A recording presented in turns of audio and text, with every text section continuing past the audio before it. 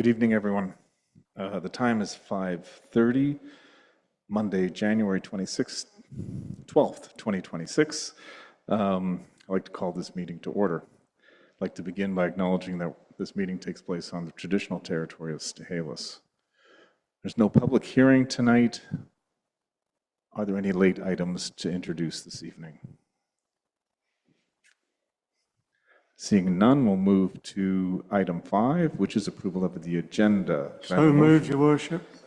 Moved by Councillor Faccio, seconded by Councillor Schweinbenz. Discussion. I'll call the vote. All in favor? And that carries unanimously. Are there any conflict of interest tonight arising from the agenda? Seeing none, I'll move to item 7, adoption of council minutes. There's 2 items here. Perhaps we'll just take them one at a time. Could I have a motion that the A version be adopted? Moved by Councillor Vital, seconded by Councillor Jackson.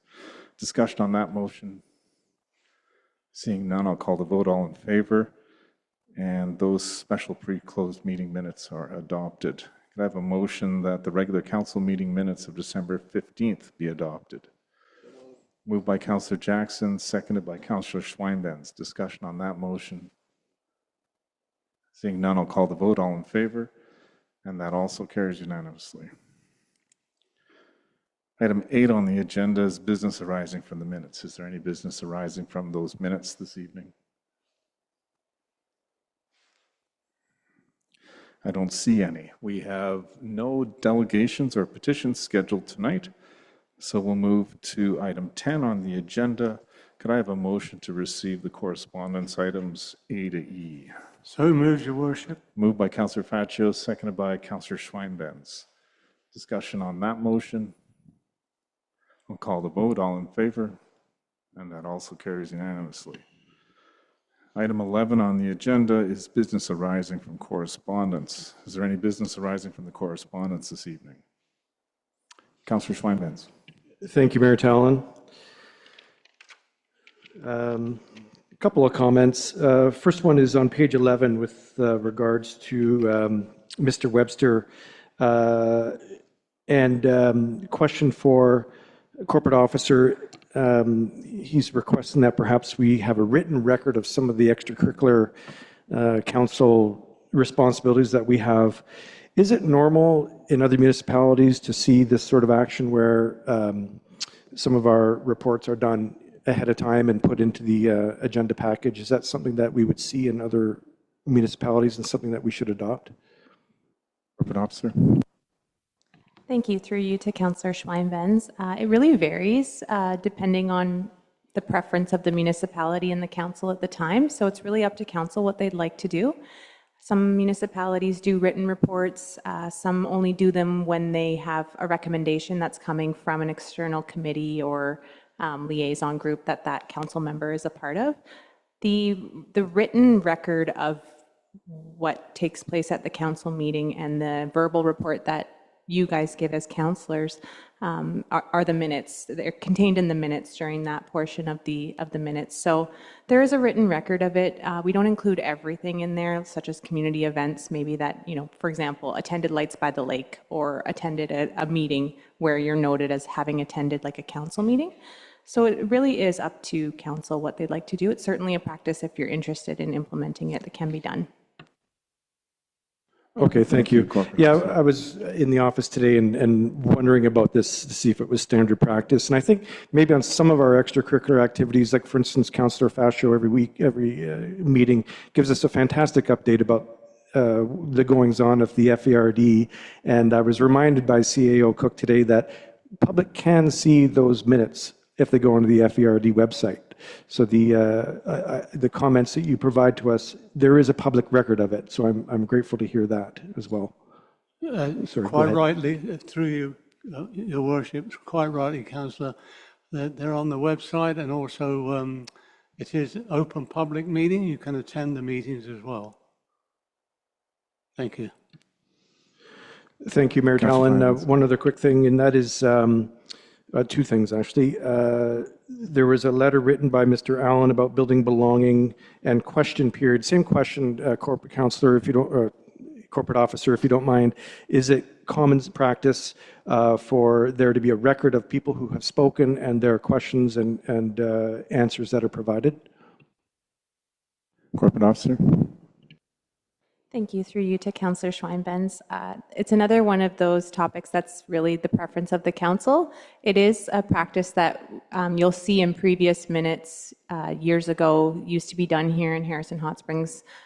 There would be a question and what the outcome was.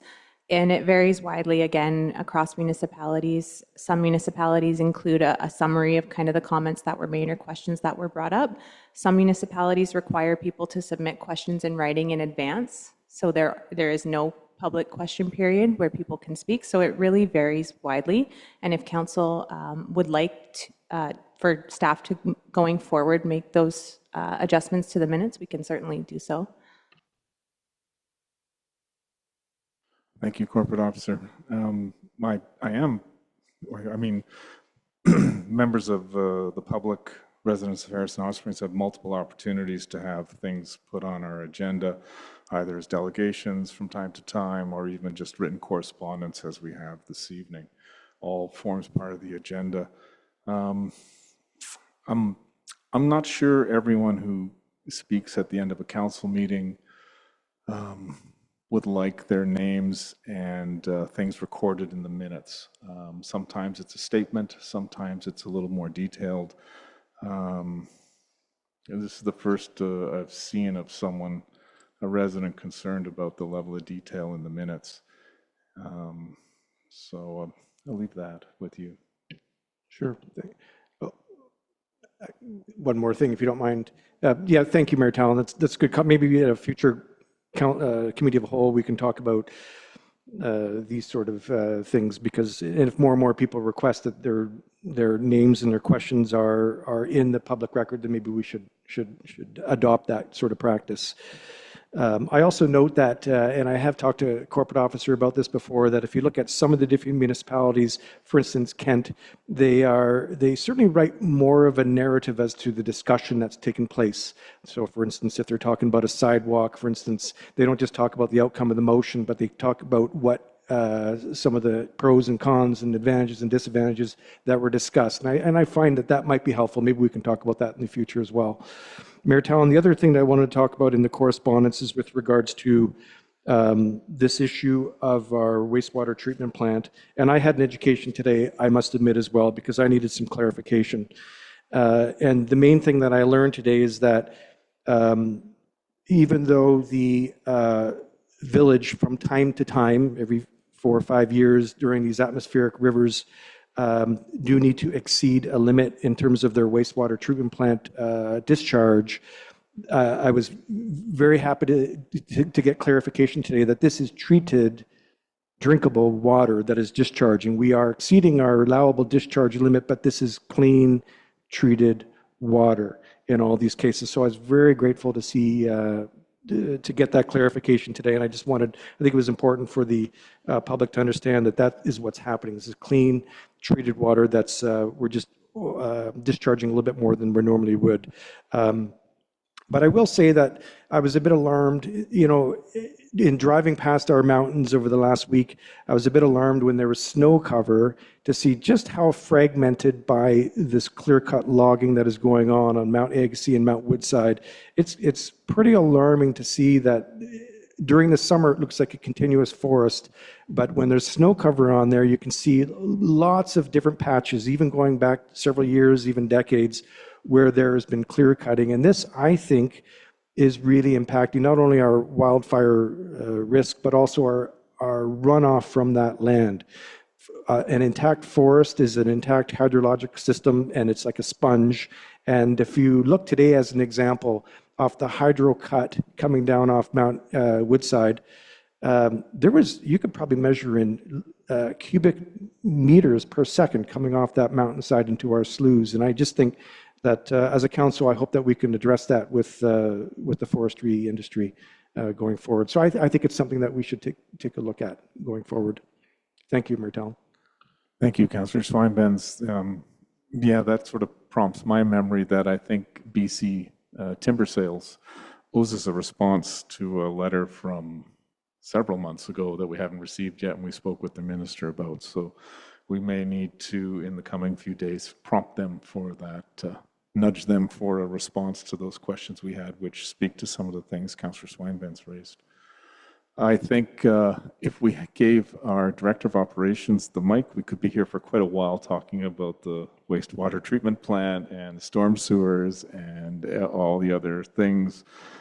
Just hats off to staff and everyone who worked long days and the proactive work necessary in December. I think I looked at Environment Canada, slightly over 400 millimeters of rain fell at Agassiz, probably similar here in the month of December. And for me, that makes more sense when I think of it like 16 inches of rain is a massive volume of rain. So I'm glad all that worked. I know there are issues in parts of the village with some things that haven't been seen before with some flooding in crawl space. I know staff are working very hard with the Ministry of Transportation and residents and the village staff to find solutions, both temporary and in the long term, for some of those challenges that we're seeing today. Councillor Vital. Thank you, Mayor. And Talon, just in reference to the correspondence from Mr. Webster and Mr. Allen, I know that often following council meeting or the next day after my verbal report, I do receive emails from individuals who are wanting a little bit more involved explanation. And through you to our corporate officer,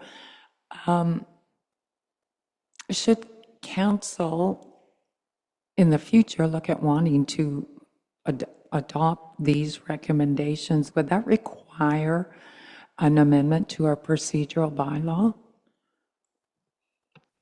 Corporate Officer. Thank you.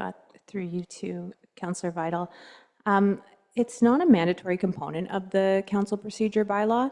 It's more of a practice, a internal practice or a standard procedure that we would kind of adopt. I'd like to get council direction on that, and maybe that's something for another future discussion like Councillor Schweinben's indicated. It would probably the simplest way would be for everyone to submit their report, and it would just go in one written report into the agenda. And I don't think it requires an update to our council procedure bylaw. Thanks. Thank you. I don't really see the need to add those into the minutes at this particular time. Perhaps that can go for further discussion at a later date with council. Thank you. Thank you, Councillor Vital. Councillor Pacho. Thank you, Worship. Back in '93, Elamina, I think it's called, the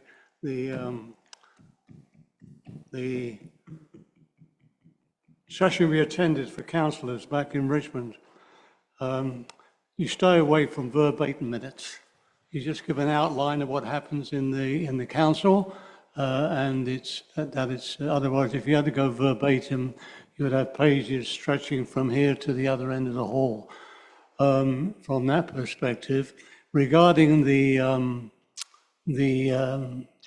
giving your name and address, back in the 90s, we got information from the Privacy Inspector of BC that was to be dropped, because there's certain, like His Worship just said, there's certain people, for whatever reasons, who may have moved to the community, do not want their name or their addresses disclosed. So that's why that was taken away from that, for that reason. And the one thing on the wastewater, I believe that our staff put out a news release for the public on this, so everybody in the community knew about this. There was no hidden agendas here.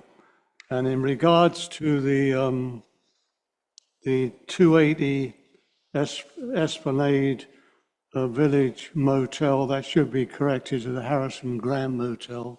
There's no Village Motel anymore in Harrison Hot Springs. Thank you, Councillor Faccio. Seeing no further discussion on correspondence, I'll move to item 12, reports from councillors. Who would like to start us off this evening? Councillor Faccio. Just a brief one, Your Worship. Just a, for those who haven't seen the numbers, the Blue Bucket brought in $24,542 this year. Unbelievable. Absolutely unbelievable. That's doubled last year. So, and this was raised in 4 weekends. Just amazing. So I'd like to give out a big thank you to Mr. Freddie Marks and all the volunteers, an outstanding show of support from the public and businesses for the food bank. And it's many thanks to everybody. That's I cannot believe that amount. I was expecting something 15,000, but 24. There was at least 5 donors who gave some very large amounts into that Blue Bucket. But a great thank you to all of them. And I'm afraid I have nothing else to say, but it's raining outside. Thank you, Councillor Faccio. Councillor Vital. Thank you, Mayor Tallon. Yes, not a lot to report from our Christmas break, but I do have a couple of items. December 18th, I had the privilege of attending the Community Response Network Luncheon. And for those who don't know, this organization supports seniors by doing outreach information on topics such as elder abuse, elder neglect, safety, and prevention. My next interesting note, I think, is worthy. January 6th, part of my responsibility with Lower Mainland Local Government Association is I attended a virtual meeting with the other 4 area association presidents, first vice presidents, and staff.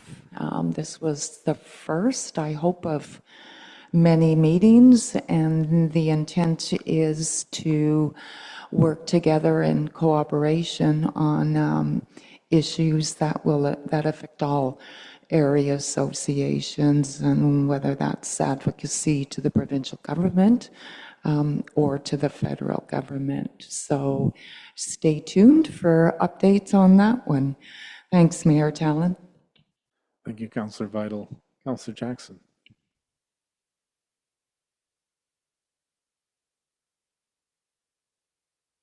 Oh, sorry, I'll start again.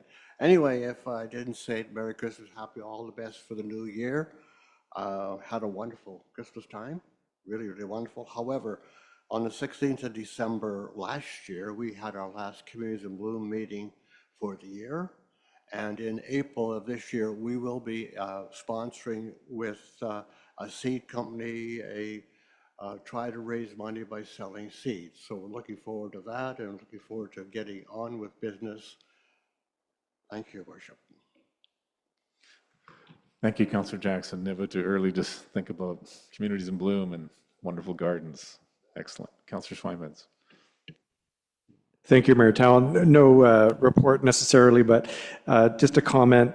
I was lucky enough to host a whole bunch of people some from out of the province and a whole bunch from the island, including some of my friends from some of my kids, people who had never been to Harrison before. And they were all here on a couple of days where it was sunny and clear, and they went out and saw the lights at night. And they just couldn't believe how beautiful our community was and our village was. And the light show that Tourism Harrison put on and all the volunteers put on, it really is world class. We are so lucky to live where we are. And it just reminds you of how fortunate we are. And looking forward to a good year. And it was a great way to finish off that year to see the beauty of our village. Thank you. Thank you, Councillor Schweinmans. My report is also quite brief.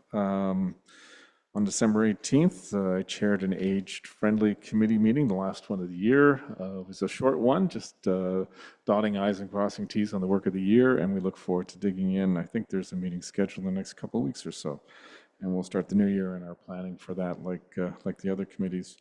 I had the opportunity to, on the 20th of December, to read a Christmas story. As part of the Lights on the Lake. I was invited to do that. I think Councillor Faccio also did that earlier in December, set the bar very high.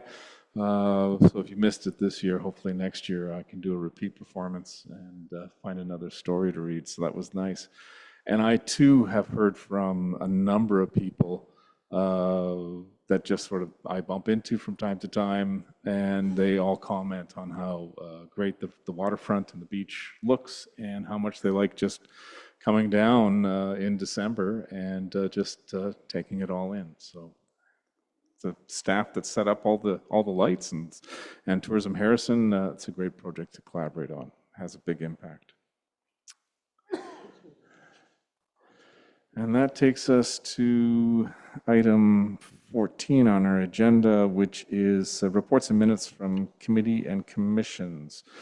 Can I have a motion to accept? Move, Your Worship. Moved by Councillor Faccio, seconded by Councillor Vital. Any discussion on the motion? Seeing none, I'll call the vote. All in favor.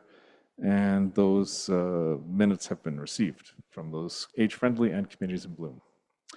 Item 15, reports from staff. I see our fire chief is here. Item A is, I think, over to you, Chief Jeunesse. Yes, good evening. Thank you very much. Myself as the fire chief and Deputy Chief Bruce Malfate would like to make a recommendation to council regarding the operation of the fire department and providing information regarding some of the operational implications and changes that are necessary to assist with the formulation of a plan to meet fire suppression needs in the village. Section 3, subsection D of the Fire Department Regulation Bylaw number 1031/2013 states the authorized level of service for the fire department shall be that of exterior operations for firefighting as identified in the Structure Firefighters Competency and Training Playbook 2015. If in the opinion of the fire chief there are sufficient resources and trained personnel to undertake interior operations as described by the Structure Firefighters Competency and Training Playbook, then the department may undertake interior operations at any incident where the sufficient personnel and equipment is available. The Harrison Hot Springs Fire Department was originally designated an exterior operations trained fire hall under the playbook, which was introduced by the Office of the Fire Commissioner May 2015. Since that time, the requirements of each designation have changed. The minimum training standards now identify the designations, the distinctions between what fire suppression tactics can be engaged in by interior operation firefighters versus those which can be conducted by exterior operations firefighters. According to the minimum training standards, exterior operations level firefighters are not trained to perform any fire suppression activities within a structure. Interior operations level structure firefighters may engage in fire suppression activities within simple structures, as described in the BC Building Code Part 9. Buildings of 3 stories or less with maximum of 600 square meters of living space, or objects such as vehicles, single-family dwelling, or small structures. Interior operations may also operate inside large or more complex structures, multi-story high-rises, commercial complexes, and so forth, which the AHJ has allowed to be developed and constructed, where the fire department has pre-planned the structure and determined it's safe for internal operations by appropriately qualified firefighters. Firefighters must be trained specifically to the risk associated with each large or complex structure. The bylaw will need to be updated to reflect this designation. Additional updates are required to bring the bylaw into alignment with the Fire Safety Act. As an interior operationally trained fire department, the HHSFD continues to train its members following the department's operational guidelines written and enforced by the local department. The operational guidelines describe the advanced training and procedures which allows for a safe fire attack with permitted structures and objects. By following these guidelines, the HHSFD must conduct advanced training offered by the JIBC or equivalent training organizations. The training courses are as follows: Live Fire 1, Rapid Intervention Team, and All Incident Commander team leader, and safety officer courses. The HHSFD has trained its members to a higher level than its current designation, which will aid in the crossover procedure. As of date, 18 of 20 members are currently trained to the interior standard. The Office of the Fire Commissioner has training material that are at no cost to the department, which can be used for in-house training. With this material, the HHSFD can train and recertify its members to the standards that are required to be met by the Office of the Fire Commissioner. The Agassiz Fire Department has a training facility that will aid in the training for the department members with respect to keeping the minimum training standards, training guidelines up to date. It is recommended that a review of the mutual aid agreement between the Harrison Hot Springs Fire Department and the Agassiz Fire Department be conducted. This review should consider aid agreement provisions for structural fires to ensure a sufficient number of members are available for fire suppression efforts with structural fires. Considering that the Agassiz Fire Department and the Harrison Hot Springs Fire Department are both interior operations trained, both departments can adequately conduct a thorough fire suppression on a structure fire. There are many factors that come into effect at a fire scene for it to be deemed an interior operation. To operate at an interior level at a structure fire, the department must follow the Occupational Safety and Health Administration, which requires at least 4 firefighters to be present at an interior structure fire. This is known as a 2-in, 2-out rule. A minimum 2 firefighters enter the immediately dangerous to life or health atmosphere, and at least 2 are positioned outside the IDLH area for assistance or rescue. This external team acts as the initial rapid intervention team or the initial rapid intervention crew. NFPA 1500, which is the Fire Department Occupational Safety, Health, and Wellness Program, also recommends a minimum of 4 members for initial crew at a working structure fire. Interior operations level structure firefighters may engage in fire suppression activities within simple structures, as described in BC Building Code Part 9, buildings of 3 stories or less with a maximum of 600 square meters of living space, or objects such as vehicle, single-family dwelling, or small structures. Interior operations may also operate inside larger or more complex structures, multi-story, high-rises, commercial, complex, and so forth, with the authority having jurisdiction has allowed to be developed and constructed, where the fire department has pre-planned the structure to determine it safe for internal operations by appropriately qualified firefighters. Firefighters must be trained specifically to understand the risk associated with each large or complex structure. If the designation changes to interior operations, this is a project that the Harrison Hot Springs Fire Department would work on with the fire inspector, Fraser Regional District Building Department, and the village's planning consultant. As for the financial considerations, the HHSFD members are currently trained to the required level in order to be designated for interior operations. There are no direct cost increases to insurance premiums as a result of this change. The current designation of exterior operations has caused the Harrison Hot Springs Fire Department to be unsuccessful in previous grants or grant applications to obtain certain equipment intended for interior operations. By changing the designation, the Harrison Hot Springs Fire Department will be in a better position to obtain equipment for the interior operations. What the fire department exec is recommending is that staff be directed to draft updates to the fire department regulation bylaw number 1031, 2013, to designate the Harrison Hot Springs Fire Department for interior operations, and that staff be directed to review the mutual aid agreement with the Agassiz Fire Department and negotiate updates as required. Thank you. Thank you, Chief Janess. Moved by Councillor Vital, seconded by Councillor Faccio. Discussion. Councillor Vital. Thank you, Mayor Tallon. I fully support this recommendation and certainly support the ongoing and evolution of our fire department under Chief Janess' leadership, and I commend you, Chief Janess, for the improvements that you have made to the fire department. You have certainly advanced training consistent with modern fire service operations. Updating the bylaw will certainly enhance the fire department's ability to protect multi-unit residential, commercial commercial buildings Amending the bylaw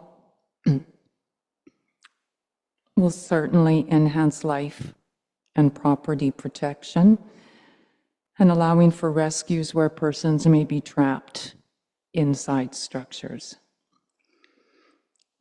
And also allow for the control of structure fires at an earlier stage and reducing the spread of fire. Interior attacks are recognized very much as a modern firefighting operation, and certainly supports my commitment to protecting our residents, our businesses, and our visitors. Thank you, Mayor Talon. Thank you, Councillor Vital. Councillor Schweinbenz. Thank you, Mayor Talon. I don't think we say it enough, just how much we should appreciate our fire department. I can't think of any other small villages like ours that have as good a fire department, and thank you to the leadership team that's here today for continuing this tradition in our community and enhancing it. Questions, though. Perhaps to Chief Canes, what does it mean then exactly when we go from exterior to interior? What other implications should we consider as a council for you guys? What else are we not knowing about? What can you tell us about that designation? So for the fire department to move from the exterior to the interior, there's 3 things that we have to follow according to the WCB regulations. As of right now, we are following 2 of them. The third one we have to look into and actually start to follow the BC Fire Code. The first one is making sure that everyone meets the minimum standards for interior training, which, like I said in the report, 18 of our 20 members are currently interior trained. According to WCB, we only need to have, I believe, 86%. So we are above and beyond that. The second part to that is we need to make sure that we keep track of our training documents, which we are doing currently. So if anything did happen where they needed to see our training documents, it wouldn't be hard for us to pull out. The third one is making sure that we have building fire plans. This is something that is actually mandated by the BC Fire Code, which will benefit the fire department to do in interior operations. If we responded to a structure fire, we could pull up the building plan en route and be able to have a full plan set up for when we showed up on scene and be able to deal with the fire accordingly. This is something that across Canada is very important for fire departments. It just makes the safety of the members, safety of the patrons inside the building the top priority. Thank you, Fire Chief. So what do you need from us then to make that happen? I guess, Mayor Talon, I'm concerned that we're taking this leap. We're formalizing a new capability for our fire department, which is fantastic. But if we're going to take this leap, let's make sure we give them the resources and the time that's required to do these fire planning. We have 6 and 7 story buildings in this community, and we don't have a fire plan on how we're going to evacuate people. The fire department doesn't know how they're structured, what they're structured of, how they're going to get their own members out. I'm concerned that an enthusiastic young fire person is going to go into a building to try to save somebody and might put themselves in danger and their crew in danger. So what resources, if we formalize this today, what resources do you need from the village to make it a safer incursion strategy for the fire department? When I read the report from the fire department and their fire chief read, Councillor Schweinbenz, it talks about under financial considerations that right now the budget includes the training necessary to maintain, if I understand correctly, to maintain this interior designation for the firefighters we have. Is that correct, Chief Jeunesse? Yeah, currently with our training, for us to go interior, like I said, there isn't any other training that we would need.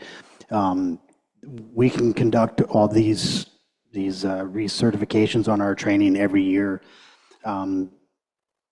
There would be really nothing other than what we're recommending, which is the staff to look at the bylaws, to review those. And once those get reviewed, the one thing that has been brought up with staff and myself is the letter to the Office of the Fire Commissioner just saying that this has been approved, but that has to go through the whole bylaw first and make its way that way before we can send that letter off. Thank you, Chief Janess. Maybe I'll rephrase. During the holidays, I watched a show on Netflix, and it was about the Grinnell Building. You might be familiar with that. It was in London, and at a small kitchen fire started in this, I think it was an 11-story tall building called the Grinnell Building. And because of the way, because of some of the materials that were used in constructing this building, even though it was very modern, it went up in a flash, and 72 people died, and I think including a couple of firemen. You might be familiar with this story. So, and again, we have some buildings in here that I'm not sure that our fire department and our fire inspector has been in to have a plan of attack to be able to evacuate people and themselves and to fight a fire in some of these condos and hotels and large buildings that we're starting to construct. So I just want to make sure that if we're going to formalize this, that we give them the resources that they need to come up with plans with these businesses to make sure that we can fight a fire and evacuate it effectively in the future. So I just want to make sure we give them these resources. Do you feel that we can do that as a village? Thank you, Councillor Schweinbenz. Couple of things. The report that I have in front of me concerning this recommendation talks about limits. It's buildings 3 stories or less and of a certain size and other things. So the taller buildings in those scenarios, our fire department wouldn't be trained to the level to enter an 11-story building. It's just for 3 stories or less, if I'm reading the report correctly. And I know we're going into a budget committee of the whole meeting, and I look forward to seeing the whole village operations budget, including the fire department asks, and see how everything fits together at that time and making informed decisions then. Chief Janess, is that accurate or something to add? I see your mic on. Yeah, so the BC Building Code Part 9 does state that buildings of 3 stories or less obviously is what the interior operation structure fires may engage in. There isn't any courses out there that gives us the ability to go to more levels. With this training, we can still enter a building that's more than 3 stories and still conduct the proper fire suppression. The one thing that on the last page of my report states is the interior structure plans. If that gets moved forward, myself, the fire inspector, the Fraser Valley Regional Building Department, and the village's planning consultant, I'm hoping will meet and go through plans with numerous businesses, the resorts, the multi-dwelling units, and start to formulate plans for these structures to make it easier for us. There are some buildings that, yes, Councillor Schweinbenz, the building material are worrisome, but we've been trained in these to be able to identify certain structures and how to deal with them accordingly. I have no concerns with my officer staff and how we would do or how we would conduct our fire suppression on scene.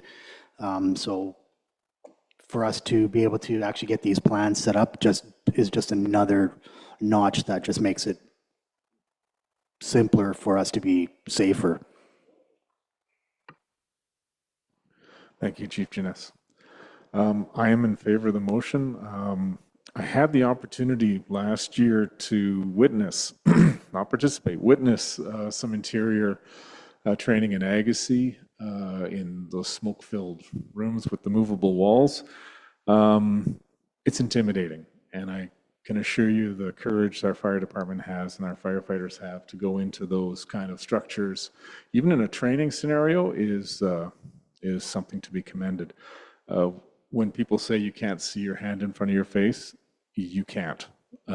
You can be, I was 6 inches into the room and I didn't know how to get out. It is thick. So the training is solid, and I'm glad we're able to do that in Agassiz.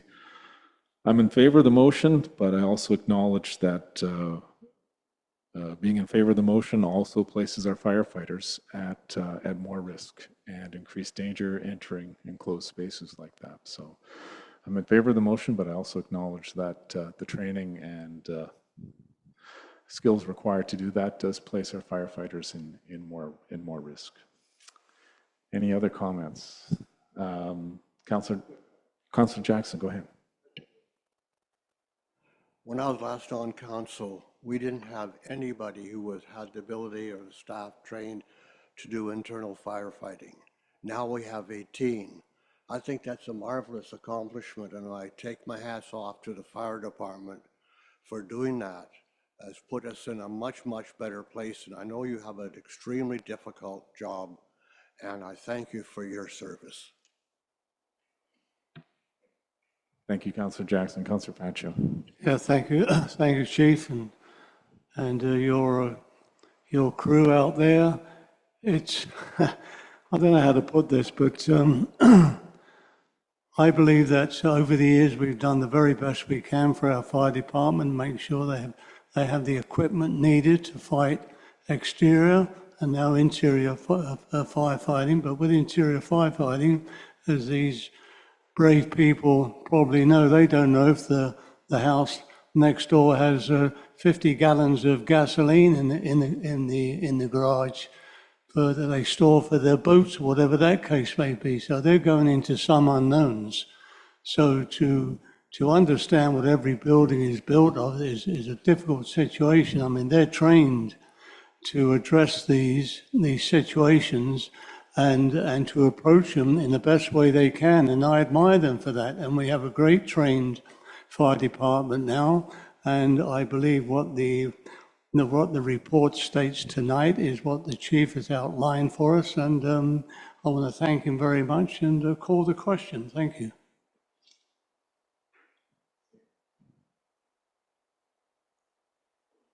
Oh, sorry. Seeing no further discussion, I'll call the question. All in favor? And that carries unanimously. Thank you, Chief Janessa, and thank you to the fire department. 15B is a report from our corporate officer. Over to you, corporate officer. Thank you. Council must appoint a chief and a deputy chief election officer pursuant to the Local Government Act. Past practice in previous village elections has varied over the years. Sometimes the elections have been administered by staff, and other times an external third-party consultant takes on the role. The cost of administering the election is significantly reduced by having staff administer it.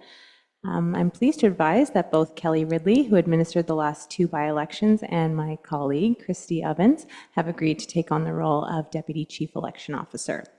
And so the recommendation before Council is that the following resolution from the December 10, 2025 Special Closed Council meeting be received for information, that Amanda Graham be appointed as the Chief Election Officer for the 2026 General Local Election, and that Christy Ovens and Kelly Ridley be appointed as Deputy Chief Election Officers for the 2026 General Local Election. A motion to that effect moved by Councillor Vital, seconded by Councillor Schweinbenz. Any discussion on the motion? I don't see any. I'll call the vote. All in favor?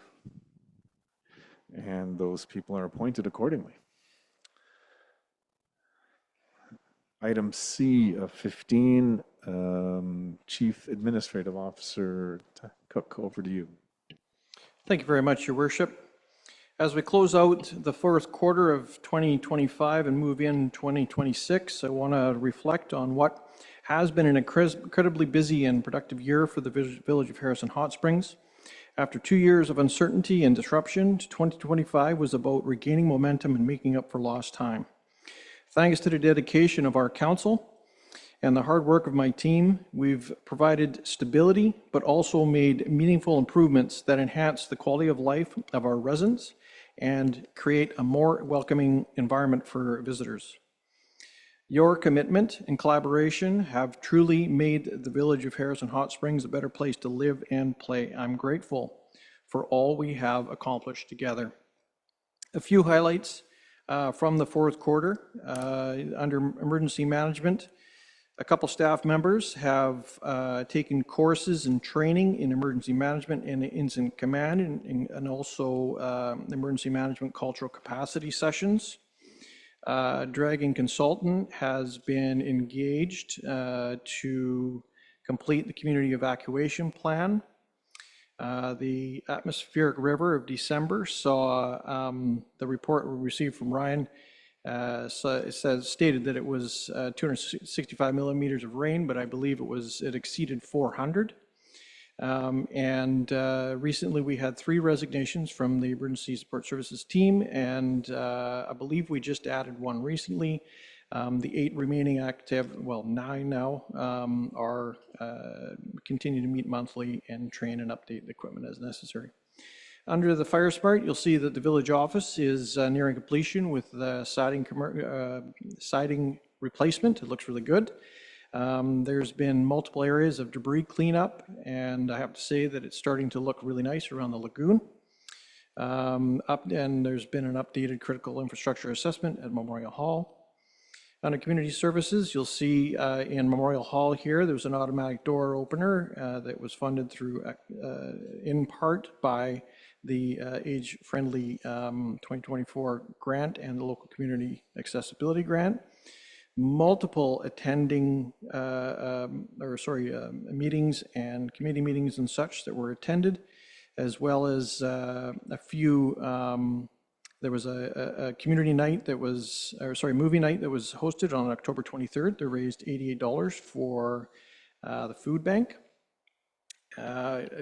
As a lot of residents you'll see, the off-leash dog park, temporary off-leash dog park, has been dismantled. There is a report on our website that was presented to council in December. And then also there was January 2026 newsletter has been dispersed.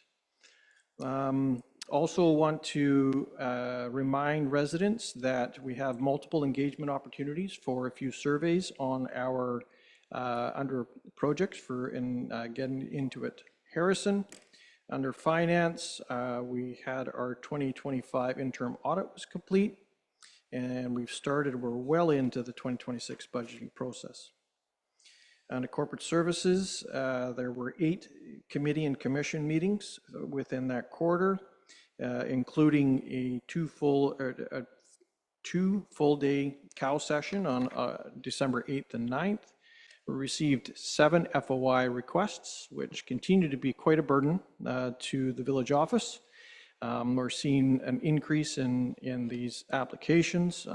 It is taking many dozens and dozens of hours of staff time, and it's costing our community tens of thousands of dollars going throughout these.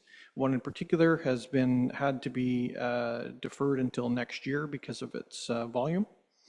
7 bylaws were adopted in that quarter.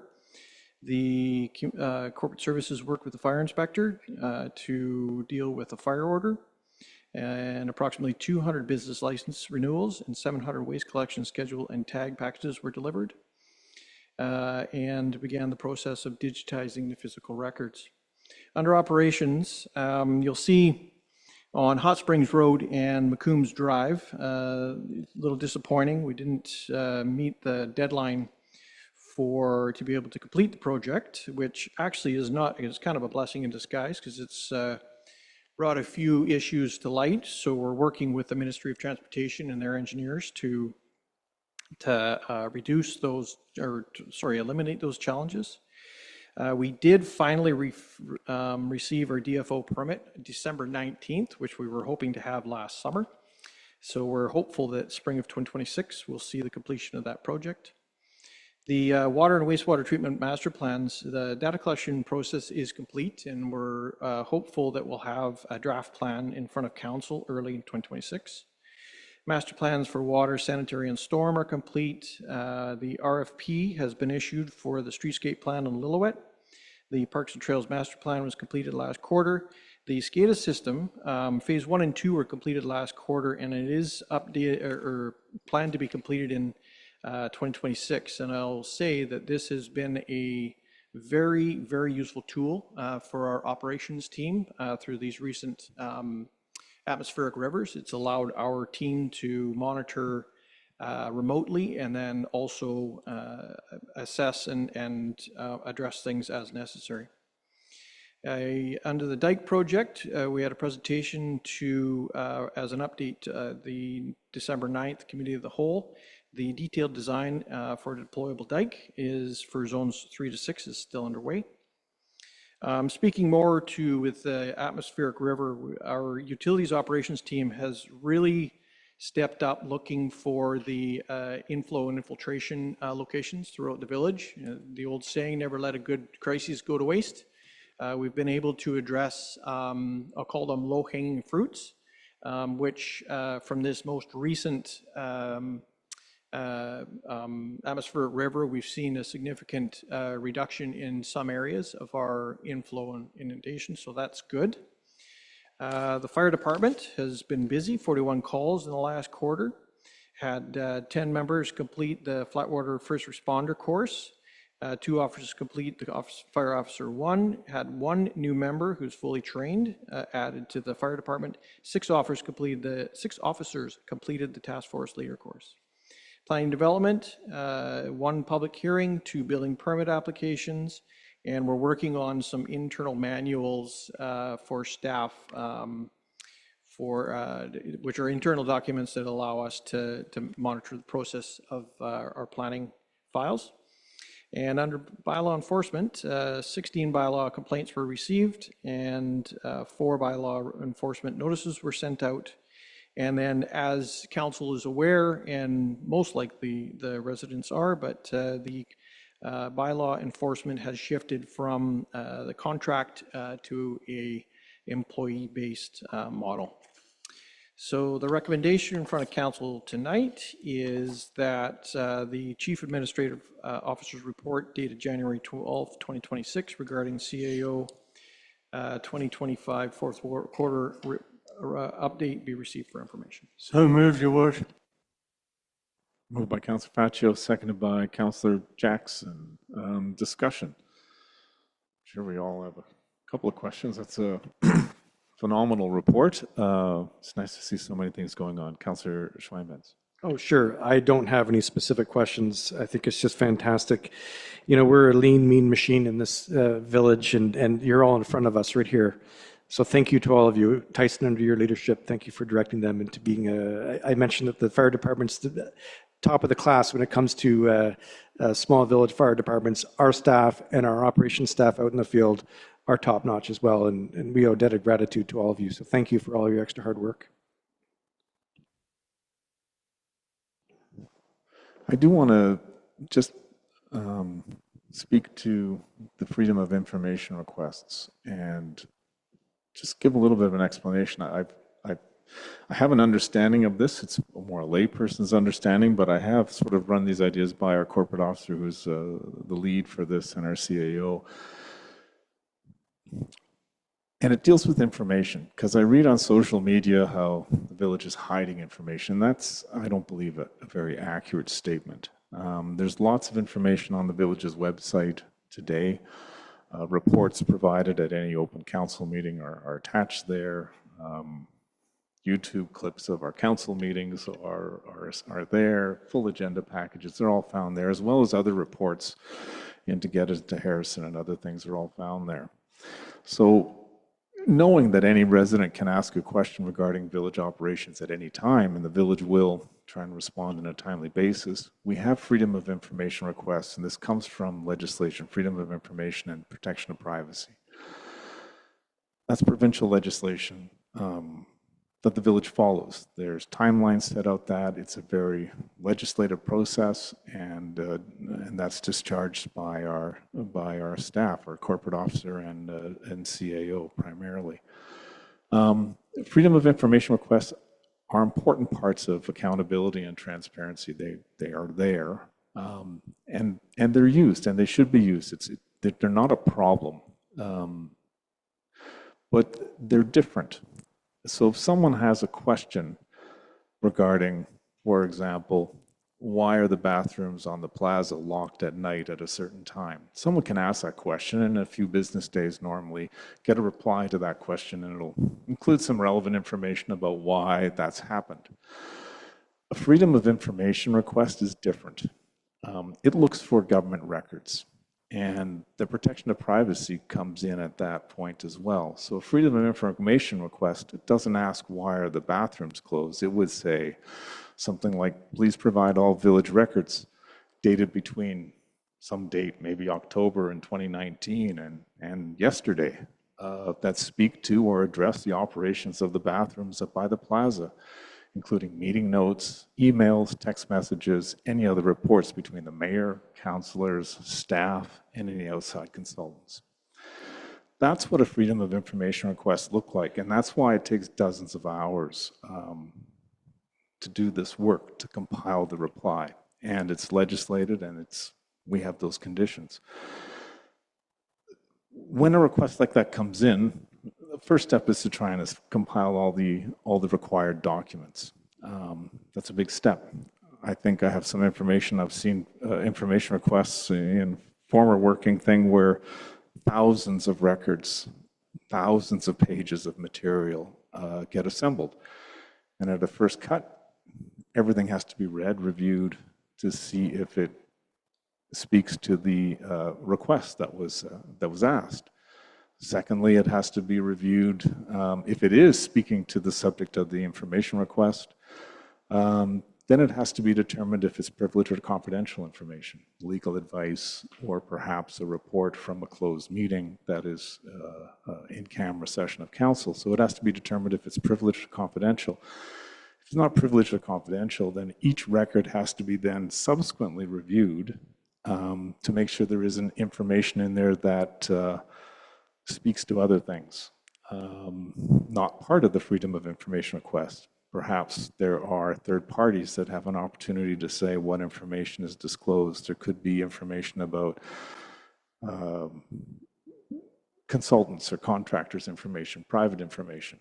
For example, I could have emailed the CAO and said, I don't think we should close the bathrooms lock them at 8. It should be 10 o'clock or something to that effect, for example. And by the way, something else. I sent an email with multiple things on it. The other multiple things would have to be redacted. All that takes time. If a consultant or outside contractor has other information, it could be proprietary information or information that they just don't want made public, such as it could include their addresses and phone numbers and other types of things that they wish to keep private. All that has to be redacted and reviewed, and work has to be done with third parties to make sure we're not breaching their expectation of privacy. So all that to say, the village doesn't have any control over when requests come in or the nature of the request and how extensive it might be. And I think what our CAO said is that in 2025, we had a high number of requests and some very complex requests. And I guess it's several tens of thousands of dollars in consulting fees because there are now organizations and businesses whose sole purpose is to review these information and put together packages because our staff has limited time. And if a big request come in, there isn't enough days in the week. So the village has been relying on outside help, outside consultants and contractors to help assemble and respond to certain Freedom of Information requests. And I presume we'll see something about that when we get into our budget. But I just wanted to touch on it's really important. It's an aspect of transparency and accountability, but it's very difficult and unpredictable for the village to manage. And it's not about necessarily information, it's about obtaining government records. And that's the purpose of that legislation. If people want answers to municipal operations or what's happening, lots of information. We're happy to answer those questions. It takes days. Going through all the steps necessary to comply with a Freedom of Information request is a longer process, and it does take time. So people that put those requests in need to understand that there's considerably more work involved into that. I think that's all I've mentioned on that. Just noted that it's important, but it's difficult to manage. And I know there's been lots of requests, so leave that at that.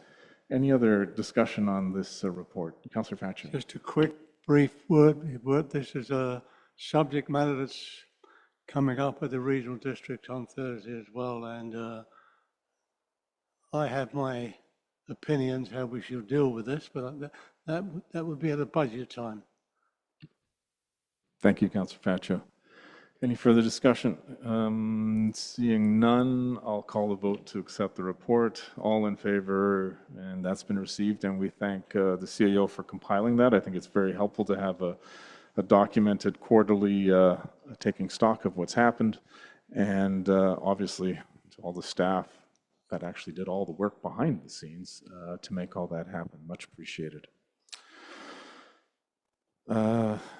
If I'm keeping track properly, we are at D on item 15, and that is a report from the Community Services Manager. Over to you, Community Services Manager. Thank you, Mayor Tallon. Staff are seeking council support for an opportunity to apply to the 2026 Local Government Development Approvals Program Fund administered by UBCM. The village previously applied to UBCM's Local Government Development Approvals Program in 2024 and received $15,840 to support change management training, updates to the village's land development procedure manual, the creation of checklists to enhance the clarity of the development application process, and other applicable projects. This funding program is administered by UBCM and funded by the Ministry of Housing and Municipal Affairs. The intent of this program is to support the implementation of established best practices and to test innovative approaches to improve development approvals processes while meeting local government planning and policy objectives.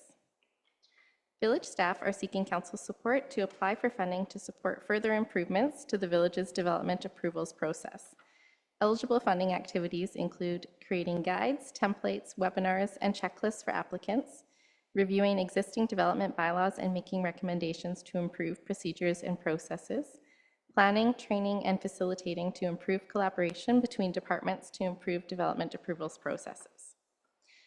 There are no financial considerations at this time. The maximum request for this funding program is $200,000 per local government.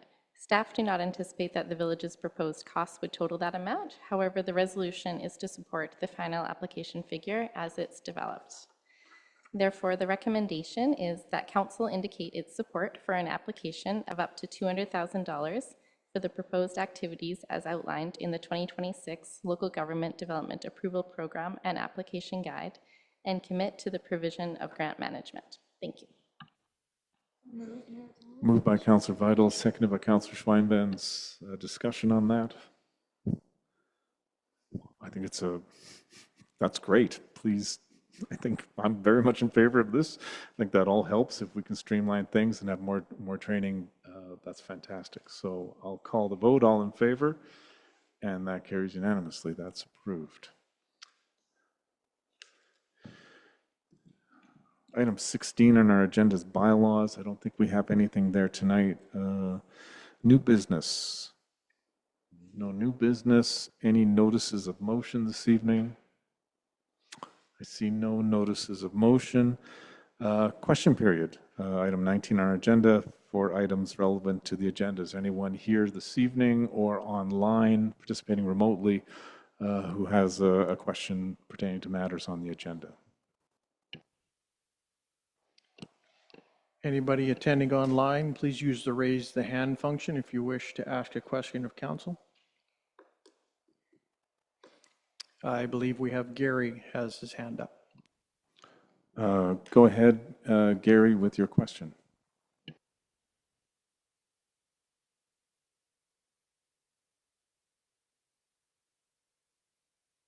Gary, you may be muted. We can't hear you if you are speaking.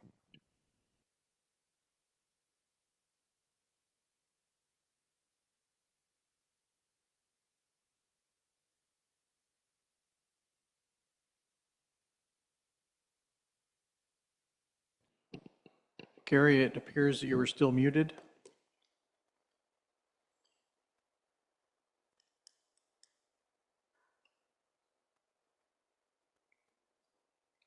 He's still muted. It does appear. Oh, here he comes. There he is. Okay, sorry about that. I'm just trying to find, I don't know if I can see here. Okay, yeah, I just want to speak to FOIs. They shouldn't be a burden. They happen to be the law.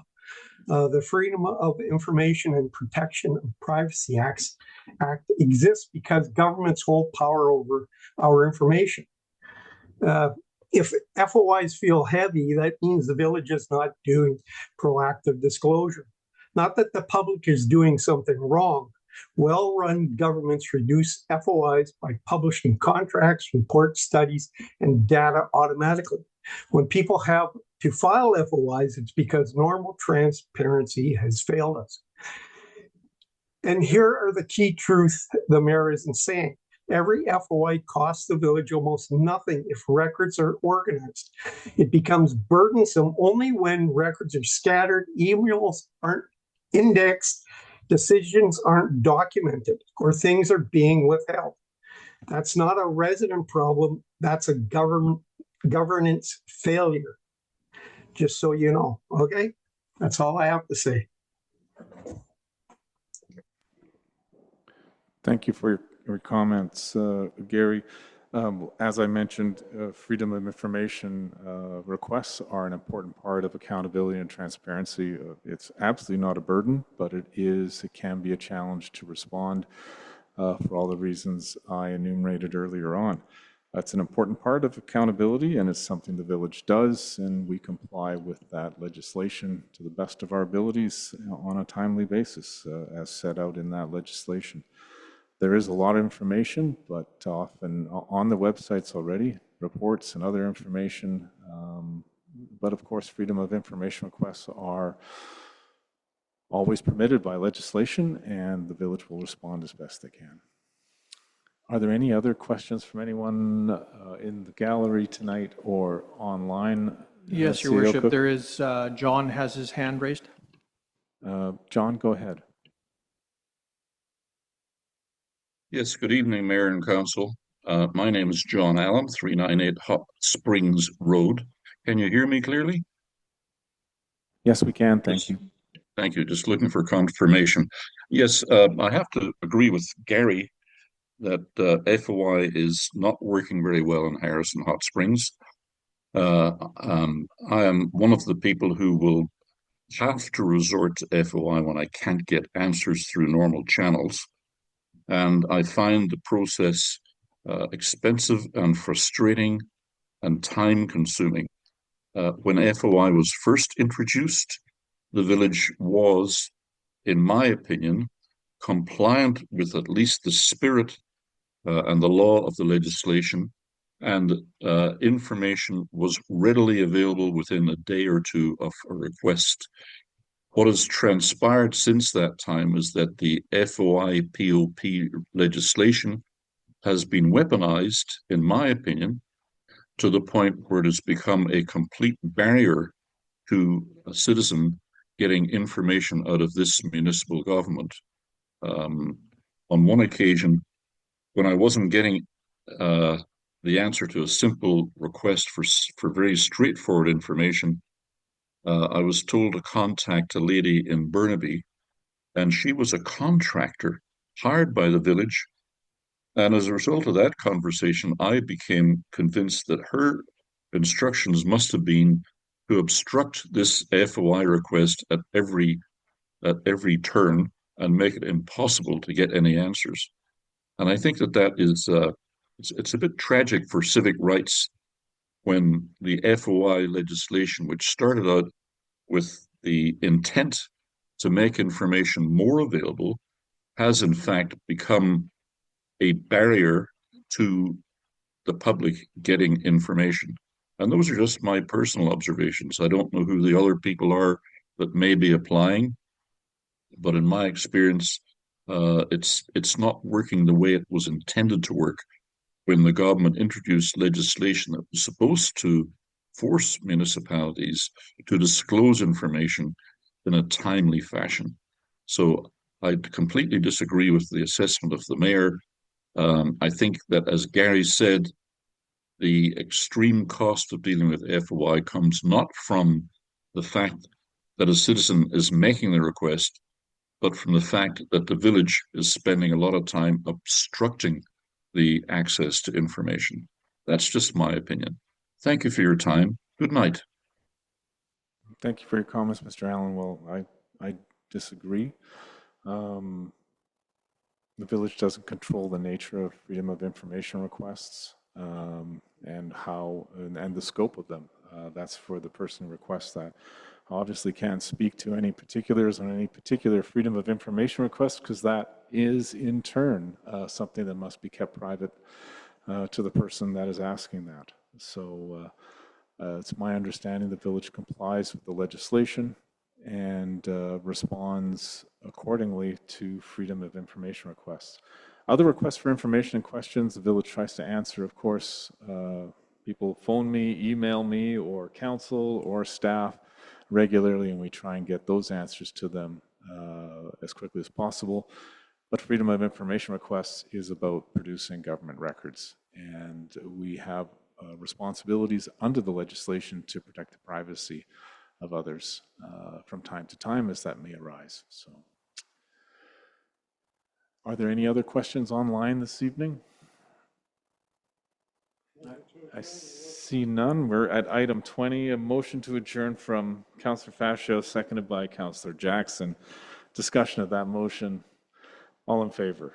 And we are adjourned at 6:41 this evening. Thank you all.